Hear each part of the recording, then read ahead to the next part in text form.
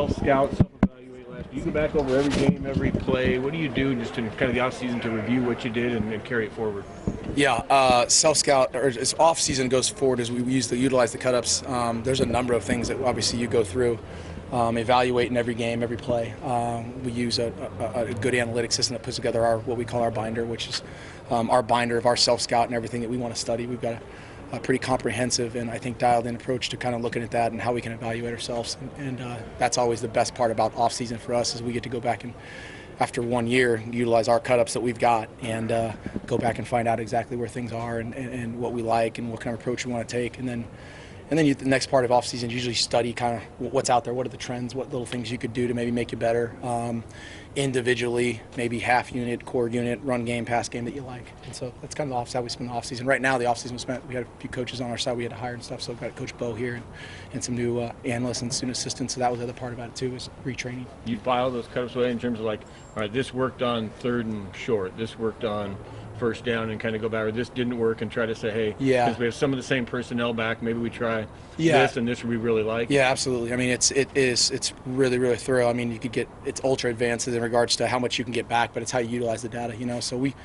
segregate into, like, you know, first down, what was effective on first down in certain personnels in certain parts of the game, how was the certain parts of the game affected, how was this concept affected, how was the ball, you know, to this receiver in this concept, and then basically, you know, just like anything else, it's just like a major business. It's like, you know, if that's not working, you know, where do you find out where your hay's made, you know? And we get 356 days to look back at what we did for a year and go, okay, we were pretty good at that, and that was smart. This is something, and I think as coaches, sometimes we get hung on things we really like, no different than any other human. You like this certain thing, but why do you like it, right? If it wasn't very good, then scrap it. Let's go back and get another rep of this. And I think that's the one thing that you evolve in coaching, that you can kind of get smarter as you get older, get wiser, is do less, you know, and get better at kind of what you're doing. What are the kind of check marks for this first block of spring practice that you want to get done with the offense? Well, the first block, obviously the five practices before you get spring break, and then we kind of have this break. Number one was get the new guys, staff and new guys, kind of acclimated and truly give yourself an evaluation.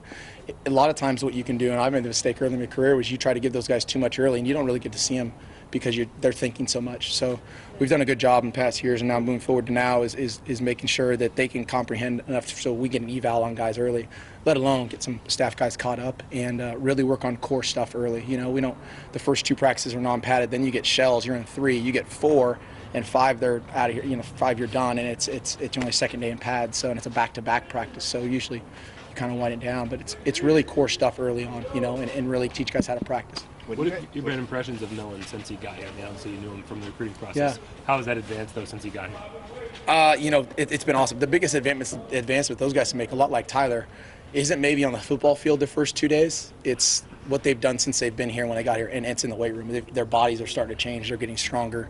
At the end of the day, he's just getting ready. He should be getting ready for prom, right? And so you're going to see in the first practice where, I mean, I already know I'm expecting the ball to go like it did yesterday, get tailed out of there a little bit and kind of be anxious. And that's part of it. It's the same thing Tyler went through last year. And these mid-year guys, you really got to make sure that you're coaching every play. You can't jump those guys too early, and you got to kind of bear with him. He's been a little bit dinged up too, a little ding in his foot, so he's kind of coming along. But he'll be just fine. You know, the things I've learned right away without having the field stuff is that he's smart. You know, he's really smart. He's a junkie. He's in the office all the time. He takes really good notes. Football is really important to him, and I think that's what you want. You know, right on. What do you guys have the guys who are going to be joining for that second block, like Pittman and what else? Like, what are they supposed to be doing now before they get here? Right. That's the beauty of technology now is we can kind of push some stuff to those guys if they're already signed and already ready to roll. We can push some stuff, playbook stuff to them, and through iPads and technology, they can actually watch our practices. And so they're actually got an install they've got for 1 and 2 already. They can jump on. They have an access to our practice, and they can watch it. So I think that's a really cool thing that we can push to some of those guys and get them kind of going. And those guys, if you've got the right guys coming, like Pittman used example, we know is a football junkie. I mean, that kid's watching that stuff all night, which is really cool. You know, he's texting us today, hey, what happened on this concept? You're like, man, you're not even here. You know, you're in Calabasas right now. And that's a really cool thing. Same with Herbert and things like that. Guys are going to be here. So I think they're going to inclimate it a lot faster now. It won't be anything like jumping on the field right away, but those guys are getting as much stuff as we can give them. What's the dynamic with you and Justin at this point? You guys have worked together for, within the scope of college football, a relatively long time. Just what's the working relationship like now? Yeah, no, we I think each year we've taken a little bit different of approach. No different than when you start working with someone for a long time. I think that the key for us is we're really comfortable on each other, but you can't get too comfortable. It's still having I think my approach for him this senior year is to make sure, number one, I'm making this an experience the best I can for him, because you only get this shot being this age at this place one time in Power 5 football as a senior, and it's got to be fun, and it's got to be something that he can get a lot out of. And I think that's important to me, making sure that every day for him he feels like, man, I'm excited to be here. And then pushing him to an extent to where, and he's got a lot of things that he's done a really nice job with, but where's one or two things I can really find and go, hey man, this one practice, we're going to work on this. We worked on one footwork thing today that we've been doing for 2 years, and I'm like, here's something, and it goes back to what he asked earlier. On film, it was good, but it wasn't perfect, right? It was like, we're going to change this up just a little bit, and I'm going to do a better job coaching this part here. Maybe I said this a different way, and so we've done a good job. I think the thing you get naturally at that level right now with me and him is, it's almost like he'll come back with a question knowing what I'm going to ask. It's kind of like you start being able to read each other a little bit better. Hey, I know what you're going to say. I got it. And you're like, all right, you got it. Or hey, can I try this? And you're like, that's a good idea. I think just experience. You can't replace that. Time for a couple more. Only 2 practices. The wide receivers, the guys are returning. See any improvement? Anything that gets your attention? And then some of the new guys. Yeah, the receivers done a nice job. I think Coach Bo's been an awesome addition for us. He does a really good job with the room and getting the room detailed. We moved a couple guys in different areas, losing Dylan in a position, but the experienced guys have come back with an advanced demeanor, which is what you want to see. Red and Schooler and Johnny with a lot of reps have really come back, and you can see that where maybe it was, a little bit of a lull here, no longer is there. It's full speed, and they're taking things really personal, and they're making things real deliberate. The young guys, Delgados and Brian Addison stepping in and things like that, that's where you're kind of like really watching to see how they advance, and I think we've been excited there. Brian Addison's had a couple good days of practice. Delgado is a brand new kid, a freshman who's, again, still should also be in high school, has come in and done a really nice job. The list goes on, of guys that have, J.J. Tucker's in there right now. Crocker's got out with a little ding. Those guys have started to jump in there right away, and I think because the older guys have stepped it up, the younger guys are like, okay, here we go, and that's what you want to see. You start shrinking that gap between the most committed and the least committed, or most experienced and least experienced, and you start to get guys that start to push for the top, and it's exciting to see it even after just 2 days. You said you discard some stuff. How much do you add? How much would you want to add in a second year for you in terms of different look? You have your quarterback back.